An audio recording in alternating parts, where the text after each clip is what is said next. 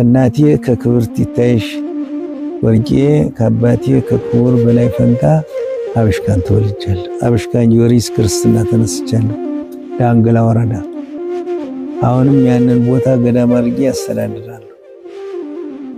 ታላቁ አባቴ ደግሞ ሙሌ በላይ የሚባል ክርስትና ያነሳኝ ያለቃ በላይ የስልሳው ልጅ እሱ ክርስትና አንስቶኝ አስተምቆኝ ከዛ በኋላ በ4 ዓመቴ ወደ በ3 ዓመት ገና ጸንሳለሁ ጊዮርጊስ አቸፈር ወረዳ ትንሽ ጊዜ ቆይተናል። በ5 ዓመቴ ወደ ናዳ ማርያም መጥቻለሁ። በሕፃንነቴ ትምህርት የታገቡኝ በ64 ዓመተ ምህረት ደብረ ማርቆስ አባቴ ወስዶ ዲቁና መጋቢት 21 ቀን ዲቁና ሰጥቶኛል ከወንድሜ ጋር። እኔ ትምህርት የጀመርኩ በ6 ዓመቴ ነው እና መጀመሪያውኑ ትልቅ ወንድሜ ይማር ነበር እና ያ ትልቅ ወንድሜ ሲማር አስተዳደር ተብዬ ምሸት እጃድር ነበር እና አያቴ አባ ወርቄ ይባላሉ። ታላቅ ሰው ናቸው። ቀድሞም ትንቢት ይናገሩ ነበር ከዘራቸው መነኩሴ እንደሚወጣ እና ፈቅጄልሃለሁና ተማራሉኝ። ከትልቅ ወንድሜ ቀጥዬ ትምህርት ጀመርኩ። በዚያ ዘከራ ላይ መርጌታ ታምር እንዳለው መርጌታ በቃ መጀመሪያ ከመርጌታ ታምር እንዳለው ዳዊት ተማርኩ። መዝሙረ ዳዊትን ከተማርኩ በኋላ ከትንሽ ወንድማቸው ከመርጌታ አበበ እንዳለው ደግሞ ከላለሱና ያው ችግር ማያደርገው የለም ጸመድ ጓም ገዛበት አጣው። ሳጣ ወደ ቅኔ ቤት ፈቀዱልኝና ወደ በ65 ዓመተ ምህረት በ66 ዓመተ ምህረት ወደ 10 ደብር አቸፈር ወረዳ 10 ደብር ሄዱ። 10 ደብር ማለት 10 ቤተክርስቲያን በአንድ ቀጠና የሚመሩ ናቸው። ከዚያች ለግ ማርያም ላይ የካቲት 20 ቀን ገባኋት። ከዚያ ቅኔ ከመምህር መንክር ስንሻው ቅኔ እዚያ ተማርሁና ታላቅ ወንድሜን አገኘሁት። እዚያ ስንማር ከርመን በየካቲት ገባሁ። በአመቱ በየካቲት ላይ ቅኔ አንድ ጊዜ ቅኔ ሞላሁና የፋሲካ እዚህ መጣሁ። አሁን ተመልሼ ከመርጌታ ከነፈረግ የዋሸራ ሰው ናቸው። ይህን ታክሊሉ ልጅ ናቸው። እዚህ ዋስታ ሄዱ። ከዋስታ ከመርጌታ ብርሃን አቸፈር ወረዳ ላይ ድኩል ሚካኤል ሄጄ ገባሁ። እዛ ቅኔ ተቀኘሁ። አሁንም መርጌታ ከነፈረግ ሄጄ መጀመሪያ አስነጋሪ ሆን ቅኔ በገባ በአመቱ ተቀኘሁ። በተቀኘሁ በአመቱ ደግሞ አስነጋሪ ሆን ከዛ ቀጥዬ ደግሞ ዘራፊ ሆነ ምክትል። ከዚያ ዋርላ ሄዱ። ዋርላ ሄጄ ከየንታ ወልደ ሰንበት ደግሞ ሚዛ ተክለ ሃይማኖት እዛ ስማር ቆየሁና የፋሲካ ተመልሼ መጣሁ። ዋርላ ቅኔ ልማር ብዬ ነው መጥቼ ከየኔታ መንክር መጣሁ። ተማሪው በስቶ ነበረ። ተማሪ አይቀበሉም ነበረ። ኋላ እኔን ተቀበሉኝ። ምንድነው አዋይ ባይኔ ተቀበሉ ሲሏቸው አይ እናንተ ቄሱ ናችሁ ነው የምትቀሩ፣ እሱ ግን ታላቅ ጉባኤ አስፍቶ ያስተምራል አሉ። ለግ የነበሩት የንታ መንክር ስንሻው እንደ ነቢያት ትንቢት ይናገሩ ነበር። እንደ ሊቃውንት ምስጢር ያራቅቁ ነበር። የንታ መራዊ ልጅ ናቸው። ዋርላ ቅኔያቸው ዋርላ ነው። እዛው ከረሙ የንታ ተወው ነበሩ። ዛሬ ባህር ዳር አሉ። ከዚያ ቀን የስማር ከረም ወዲያው እዚያ አስነጋሪም ሆነው ዘራፊም ሆነ። ከዚያ ተመረቁ። መረቁና ሄዳ አስተምራሉ። የህፃን ነኝ አይቻልም። እኔ የሚታየኝ ምንድነው ብትሬ ወደ ማርቆስ ትሄዳለች በደመናው ላይ አርጋ ምንድነው ሲል ጅንፎ ሊደረግባት ነው። አሁንም ይወስዱኛል አምደ ብርሃን ላይ ያቆሙኛል እና እንደው በቃ ምኝታ አጣሁ። ለካ ብትሬ ጅንፎ ቢደረግም ማለት መጽሐፍ ትማራለህ እያለ ትንቢት እየነገረኝ ነው ማለት። ከዚያ በግድ ሲመርቁኝ ቻባ አቸፈር ወረዳ ላይ የንታ ዋቢ ጸጋ እዚያ ገባሁ። የቅኔ መምህር ናቸው፣ የሐዲሳት መምህር ናቸው፣ የፍትሐ ነገሥት መምህር ናቸው። በጣም ብዙ ተማሪ ነበራቸው። ከዚያ እኔ ከሄዱ በኋላ ወደ 20 ዘራፊ ሆነ። ተማሪው በዛ። አንድ ወረዳ አልፈን 2 ወረዳ ይለመን ነበር። ከዚያ ሳስተምር ቆየው። ወዲያውኑ በሄዱ በ2 ሳምንት በ3 ሳምንት አስነጋሪ ያደረጉኝ። እዛ ዘራፊ ሆነ። 1 ወር ቻባ የንተዋቢ 1 ወር የእንታ መንክር ጉባኤ እንዳይፈታ ለግየዱ አስተምር ነበር። 2ቱን ጉባኤ በዘራፊነት ይዤ አሁን ነሐሴ የደረሰና ፍልሰታን ጾምና አሁንም የንተዋቢ መርቄ ያወጣለሁ ሲል ደግሞ ሕፃን ነኝ እንዴት ይመጣለሁ? 6 ጊዜ ሆዋይንቼ ቤት የደረስ። ከዚያ ተነስቼ የእንታ ተስፋ ይቸናል ማርሰል የእንታ ተስፋ አርፎ ቆዩ። መምጫጣው ጳጉሜን 5 ብቻዬን አደርኩ። መስከረም 1 ቀን መምጫ ሳጣ እንትን ብለግ ሄዱ። ማን እንደነገራቸው አላውቅም። ፍትሐ ነገሥት ተማራለሁ። ወረኔ አይሆንልኝ ማለት ትልቅ ሰው ነህ አሉ እና ፍትሐ ነገሥት ተማር ትልቅ ነህ አሉ። ፍትሐ ነገሥት የሚማር ወይ ዘራ መንግስት ያለው ወይም የተማረ ሰው ነው። ተርታ ሰው አይማረው። ማናቸው ፍትሐ ነገሥት እንዲማሩ የኔ ተማርቆስ ናቸው እንዲያሉ ፍትሐ ነገሥት ተማራሉ። ወረኔ አይሆንልኝ ማለት እሳቸው መጀመሪያ ፍትሐ ነገሥት የተማሩ ለምን የዲማ ሰው ሄዶ ደብረ ወርቅ ፍትሐ ነገሥት እንዳይፈር ፍርድ መፈረድ የለበትም እና ተማራሉ። ወራ ይከብደኛል። ኋላ የእንታ ገብረ ወልድ የሚባሉ የቅኔ መምህር ነበሩ። ከዚያ መንገድ ጀመር። ለመማር ሳይሆን ለመጠጊያ ብዬ ነው። ከዚያ በሳምንት አስነጋሪ ያደረጉ እዛ ዘራፊ ያደረጉ እና እሳቸውን በትርፍ አንዳንድ ጊዜ ለባቀመር አዋጅ ምናምን አስተናቸው ነበር። የእንታ ገብረ ወልድን ዛሬ አርፈዋል። አዲስ አበባ ባታ ላይ ነው ያረፉ። ሐዲሳት ተምረዋል። የዋርላ ቅኔ ይችላሉ። ከዚያ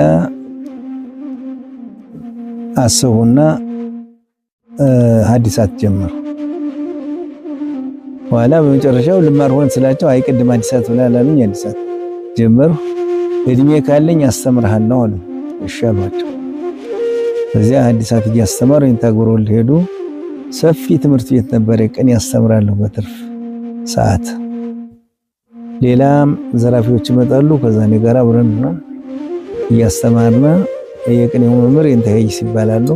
ግን የእሳቸው ተጠግተን እሳቸው ደሞዝ ይበላሉ፣ እኛ እናስተምራለን። እና ብዙ ጊዜ ብዙ ደቀ መዛሙርት አውጥተናል። ዲማ ላይ መምህር ዘሚካኤል አርፏል። አሁን እሱንም እዚያው ያስተማሩት መምህር ብዙ ወይም ገብረ ኢየሱስ አይለ ኢየሱስ የሚባለው የገዳሙ ኃላፊ እዛው ነው ያስተማሩ። እዚያ ያስተማሩት ሌላም ብዙ ልጆች እዚያ ያስተምራሉ። እዚያው ያለው ዛሬም የቅኔ መምህር ያቋ መምህር ሆነው እነ መርሃ ጽድቅ እዛ ያስተማሯቸው። ብዙ አይነ ስውርም እየተሰረቀብኝ መልሼ አይነ ስውሮችን ለመምህርነት አብቅቻለሁ። አሁንም መርሃ ጽድቅ ይገኛል እዚያው ቆቆም ያስተምር። ከዚያ እንዲያሉና ደግሞ አሁን አለቃ ሆናሉ። ደግሞ እዚያ ሐዲሳቱን ዘለቁ። ብሉይ መርጦ ለማርያም መምህር ኃይለ ኢየሱስ እጅ ተማሩ። ከተማሩ በኋላ አሁን ፍትሐ ነገሥት ተማራሉ። ፍትሐ ነገሥት ተማሩ። ከመምህር ሞላ አብሻር ተምሬያለሁ። መምህር ሞላ ወይም መምህር ኢሳይያስ ይባላል። ከተማሩ በኋላ አሁን አለቃ ሆናሉ። ያለቃ ሆኑ። መምህር ሞላ የት ነበሩ? ዲማ ያብሻሩ መምህር ሞላ ናቸው። ወይም አባ ኢሳይያስ ይባላሉ። እንደዚህ ስማቸው ሁለት። ከሳቸው ከተማረ በኋላ ብሉይ ከንተኔ ተምሬያለሁ። አቶ ገብረ አምላክ የሚባል የዛው ሀገር ተወላጅ ተወካይ ነው። አቶ ማለት ታላቅ ገናና አቤቱ ጌታዬ የሚባል ማለት ነው። አቶ የመጽሐፍ መምህር ስም ነው እና እሳቸው ብሉያቱን ግማሹን እሱ ተምሬያለሁ። እሳቸው ተምረናል። እዚያም መምህር ኃይለ ኢየሱስ ደግሞ መርጦ ለማርያም ነገስቱን ምኑን እዚያ ጹጻኑን እዚያ ተምረን ኋላ አሁንም አለቃ ሆናሉ። እኔ አለቃ አልሆንም ማለት ከዚህ አስተምሮ ላስተምር አለቃ ግን አልሆንም። ደግሞ መምህራችን ደግሞ ያው ችግር ስላለባቸው አዲስ አበባ ለጵጵስና ደግሞ አሰብ እኔ ጳጳስም አልሆንም። ምክንያቱም ፍላጎት የለኝም። ማስተማር ነው ፍላጎት እንጂ ጳጳስና እኔ አልፈልግም። ጳጳስና የሚፈልጉ የኔታ ማርቆስ ናቸው። የኔታ ማርቆስ እና ጳጳስና የሚፈልግ ሰው ሊሆን ይችላል። እኔ ፍላጎቴ የለኝም። ተምሮ ማስተማር ነው። ከልጅነቴ ማየው ተማሪ ከቦኝ ተማሪ ሳስተምር አንድ ቀን ትምህርት ቤት ተለይጄ ካደርኩ አትክልቱ ደርቆ ይታየኛል። በልጅነት ማንስቶ መምራን ሳለሁ የፋሲካ መጥቻለሁ። ማስተማር ነው ስራ ቀርሞም ሳለሁ እስከ 9 ሰዓት ምሽት አስቀጽል ነበር እና ይሄንን አይተው ትጋቴን አይተው ይሄን ተዋቢ የተወለድ ከሰው ነው ወይስ ከምን ይሉኝ ነበርና ስሜ ይሄን ተዋቢ የሚሉኝ ነበር። ይባቤ መላእክት ነበር። ፍጥረትህ ከመላእክት ነው ይላል። እንዴት አደክም ይላልና ያስቀጽል መጣው በዱላ መጥተው ነው ወደ ቤት የሚሰዱኝ።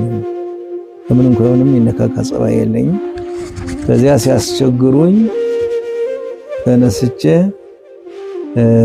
ተማሪዎቹን እሁድ አስወጣቸው።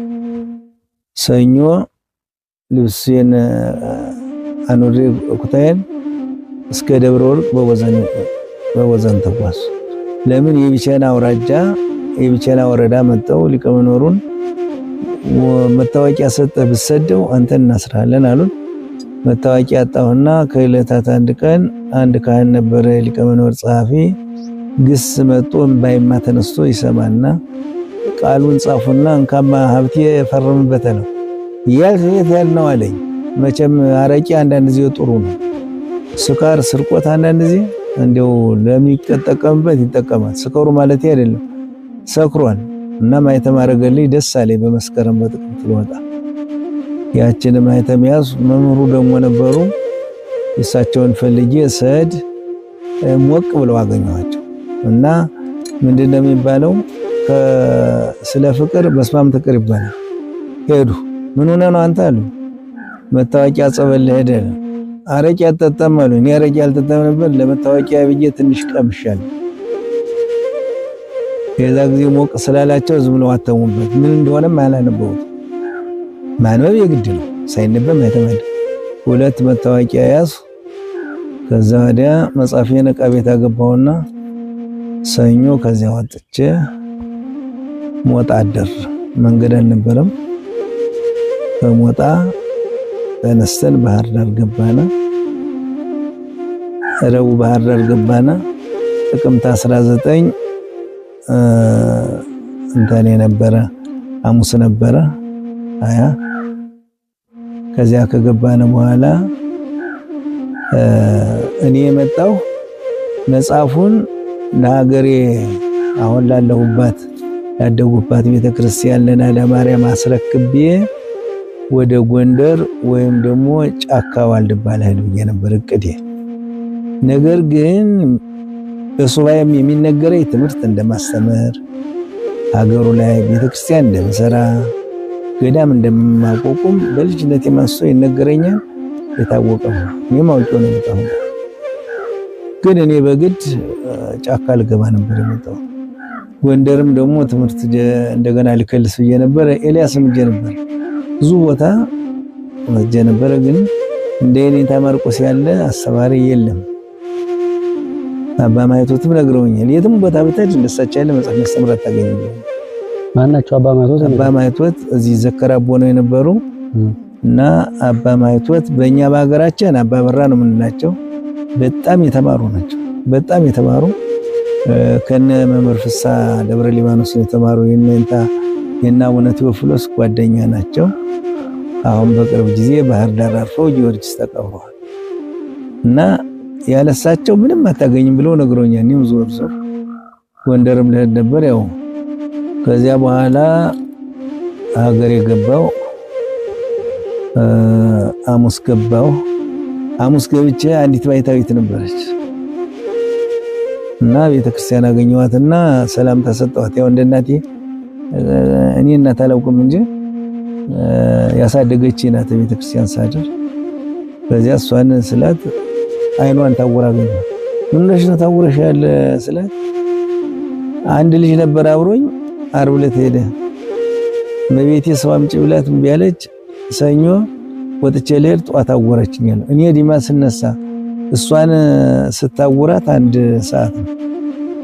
ኋላ እንዲህ ያለች ኋላ ናም አለች። ስለዚህ ሁኔታ በነገሮች ላይ እንጂ ወደ ናዳ ማርያም የደረሱት ወይም የገቡት መቼ ዓመተ ምህረት ነው ማለት ነው? በ79 ጥቅምት 20 ነው የገባው።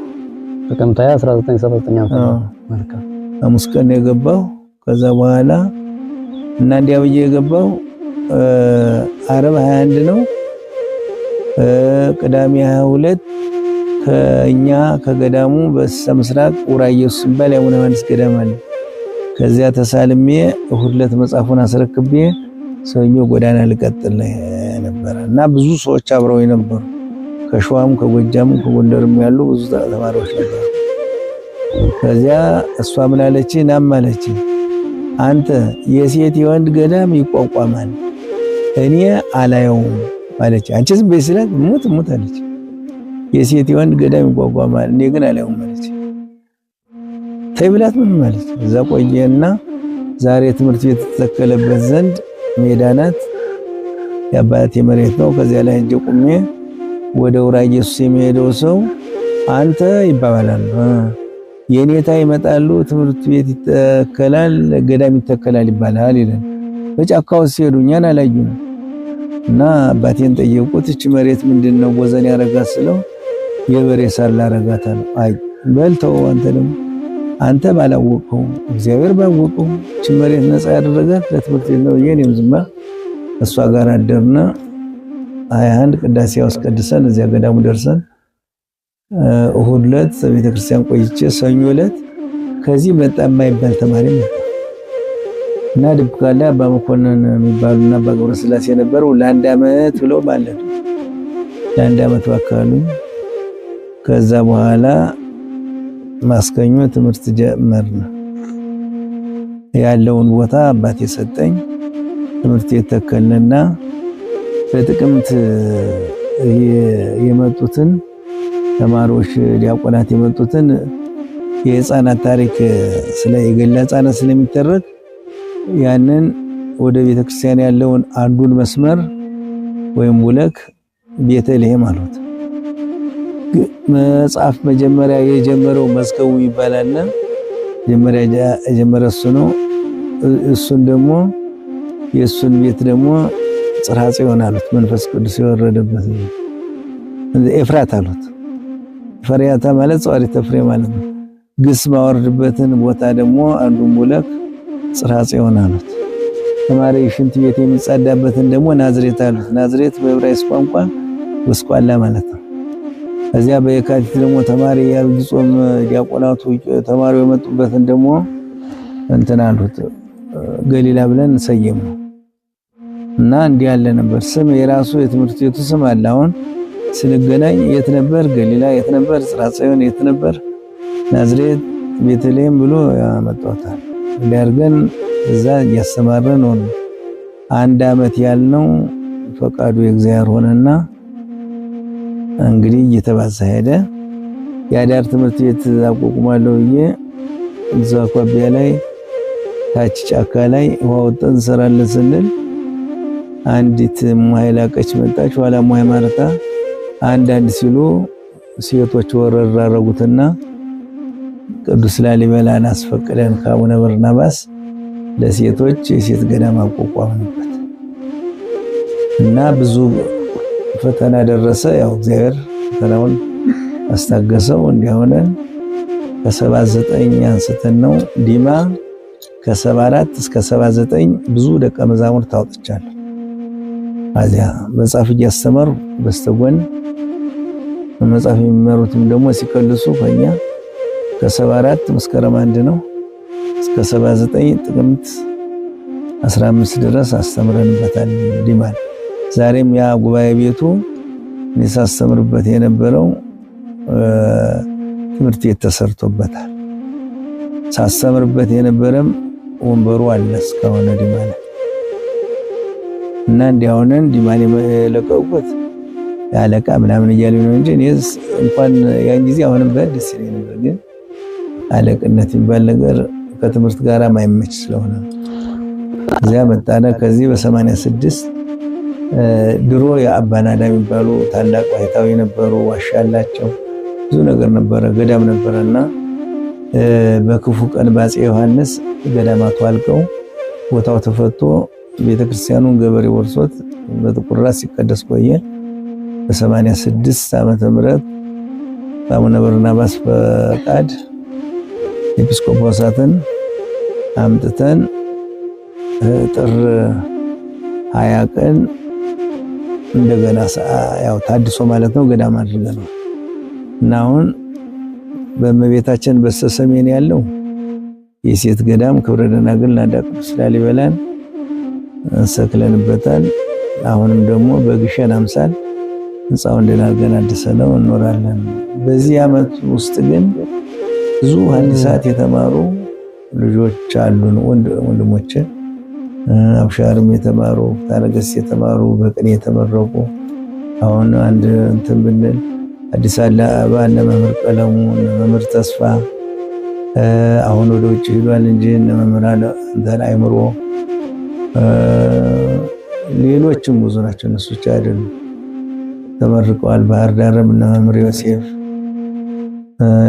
እንተኔም እሱ እነ መምህር በትሩ ምራዊም እነ መምህር ዮሴፍ ዳንኤል ሰናይ እነ መምህር ይትባረክ ዱርቤቴ እነ መምህር ኪዳነ ማርያም ባህር ዳር እነ መምህር ጻድቁ ሀገረ ስብከት የሚሰሩት ሜጫ ላይ እነ መምህር መልከ ጼዴቅ ሜጫ ወረዳ ኮሶበር ደግሞ እነ መምህር ስሙር ዞን ሀገረ ስብከት ነው ያሉት። ሌሎችም ደግሞ እነ መምህር መዝገቡ ታላቁ መዝገቡ እነ መምህር መሰረት ከዚህ እስከ አፋር ሀገር እስከ ውጭ ሀገር ብዙ ተማሪ አስተምረናል። እግዚአብሔር የተመሰገነ። ተማሪ አደጋ ደርሶናል ነው አስተምረው ነው ደግሞ በሞትም እንኳን የተለየምን ወዛት ይል አሁን እያስተማርናልና አሁን እድሜ ካገኘነ ደግሞ አንደበታችን ስለሚዘጋ ላስተምር አሳባለኝ። መምህር ሹመትም እምቢ አለ፣ ጵጵስና አለቅነትም እምቢ አለ ብለው ወረቀት እንግዲህ አዚያው አስተምር ብለውኛል። እና ይሄንን ግዝት አልፈቱኝም። ስላልፈቱኝ አሁንም እያስተማሩ ነው። እኔ አስተምራለሁ። ያው ተማሪውን ድንግርግር እንዳይል ብለን ነው እንጂ የዋሸራ ቀን ይማራል፣ የዋድላ ቀን ይማራል። በዋድላ ግስ እናወርዳለን። የጎንጅም ቢሆን ደግሞ እንደዚያው ተማሪው እንዳይከብደው እያለ ያው እናት ለልጇ ዳቦ ሰጥ ቅርፍቱን ከልታ ልብልብ እና ደብለቅለቅ እያደረግን እናስተምራለን። እና እግዚአብሔር አንደበት እስከሚዘጋ ድረስ ለማስተማር ሐሳብ አለኝ። የእሱ ስራ ነው። ብዙ ነው እንጂ በዓመት ክረምት ወይም ደግሞ በዚህ ወራት አሁን ከ300 እስከ 500 ተማሪ ይኖራል። ሌላም ደግሞ በ82 83 በነበረው በአገሪቱ ወቅት የማንም ትምህርት ቤት ተማሪ ሲታፈስ የኔን አልነኩልኝ።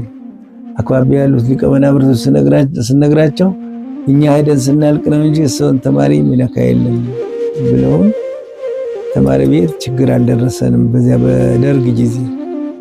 አሁንም ደግሞ በኮሮናው ጊዜ ደግሞ ኢትዮጵያ ኮሮና ትላለች። እንግዲህ ኮሮና ምን እንደሆነ አናውቅም። ያን ጊዜ ደግሞ አሁን ይፈታ ሲባል ደግሞ አይቻልም ብለው እንኳን ያቋቋሟት ከተማም ራሱ ገበያ ሰኞ ነበረች። ሰኞ፣ ማስከኞ፣ ቅዳሜ ሆኖ እንኳን ሊፈታ አሁን በወቅቱ ባለው ግርግር ብለውን ነበረ። አልተፈታ። ተማሪ ይማራል፣ ይሄዳል። ከትግራይ ይመጣል፣ ከጎጃም ይመጣል፣ ከጎንደር ከወሎ ይመጣል፣ ከሸዋ ይመጣል፣ ተምሮ ይሄዳል። አገዎች ይመጣሉ። አማርኛ መጀመሪያ እናስተምራቸዋለን። ከዛ በኋላ ግዕዝ ተምረው ቅኔ ተቀይተው ይሄዳሉ። ከትግራይ ይመጣሉ፣ ተምረው አማርኛ እናስተምራቸውና ከዛ በኋላ ግዕዝ አጥንተው ተቀይተው ይሄዳሉ። እና ብዙ ተማሪ እናስተምራለን። በቀን ተቀምጬ እስከ 300 ተማሪ ማስነገር ይችላል። የማስነገር ችግር የለኝም። 400 ቢሆን ማስነገር ይችላል። ተማሪውም የኛ ተማሪ ክርክም ያለ ነው። እንዲህ መንዘባዘብ መጎተት ንባብ ያለው ቀድሞ እንደተማረው መጽሐፍ እንደሚያነበው ክርክም ያለ ነው የሚያነው እና ወደፊት የሚያሳስበው የቅኔ ንባብ እየጠፋ ነው ያለው። ወደፊት የሚያሳስበው በሀገሪቱ ላይ ትልቁ አደጋ ምንም በየቦታው ላይ ሐዲሳት አስተምራለሁ እያሉ መጀመሪያውም ጠፍቶ መጨረሻውም የጠፋበት አለ። ሰው እንዳቅሙ ስራ ነው የዲያቆን ሰው ነው ነው እና እንደዚህ የሆነ ነው ችግር ያለው እንጂ ሌላ እኔ ችግር የለኝም። አሁን ማስተምራለሁ። መልካም። ስለዚህ አሁን ጉባኤ ቤቱ ያለበት ሁኔታ ምናልባት ከአሁን ካለው ነባራዊ አንፃር የተሻለ ተማሪ ቁጥር አለ ቢባልም ወደፊት ምን እንዲሆን ታስቧል? ቅድም እንዳልኩት ጉባኤውን ቤቱ እንዳየሁት እየፈረሰ ነው፣ እየወደቀ ነው። ሌላ አዲስ ጉባኤ ቤት ተጀምሯል። ስለዚህ እዚያ ጉባኤ ቤት ላይ ምን ጉባኤ ቤት ነው መትከል የሚፈልጉ? እኔ አሁን ያንን አዲሱን ይሄ እዚህ ላይ አለ። አዲሱ ጉባኤ ቤት ወደ 16 ክፍል ነው። አንዱ ክፍል 60 ተማሪ ይዛል። አልጋ አለ፣ ፍርናሽ አለ። ምዕመናን አወጣጣው የሰጡን ከዚያ ላይ አሁን የፈለግነ ብሉይ ሐዲስ ሊቅ መጽሐፈ መነኮሳት እንዲካድበት ነው ያሰብነ። አብሻሩንስ ባንገድፈው እንግዲህ የለም። አብሻር የተማረ ሰው በሽተኛ ነው የሚሆን፣ ወደ ሌላ ነገር እየሄደ እያስቸገረ እኔም እንግዲህ አላስተምርም ብያለሁ እና ያንን አስበናል።